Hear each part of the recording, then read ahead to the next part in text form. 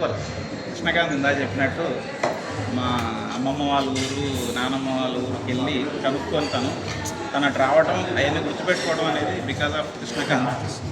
అంటే తనేది ఇప్పుడు వేరే సినీ ఫీల్డ్లో ఉండి పేరు తెచ్చుకున్నాడని చెప్పట్లేదు. తను బిఫోర్ దట్టే నన్ను కనుక్కొని తెలుసుకొని దేవరకొండలో కూడా నేను వర్క్ చేసినప్పుడు కూడా హైదరాబాద్ ఇంటికి వెళ్ళి తనతో పాటు తిరిగాను.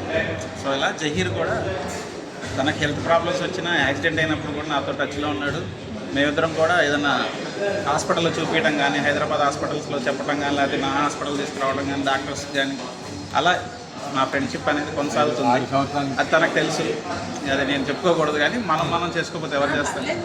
ఏదో ఎక్కడున్నా సరే మనం హెల్ప్ చేసుకోవాలనేది కాన్సెప్ట్. నేను అందుకే వాట్సాప్లో కూడా సర్వేజన సుఖ్నుభవం అంతా పెట్టుకుంటాను. కొంచెం ఎక్కువసేపు చెప్పినందుకు గ్రేట్ థాట్. అది 2 minutes లైఫే మంది. ఎందుకంటే నేను హాస్పిటల్లో చూస్తున్నాను కదా, 2 నిమిషాలు జీవితం ఇదంతా. కోవిడ్ అప్పుడు చూసా, కళ్ళ మొత్తం పేషెంట్స్ వచ్చినప్పుడు చూసా.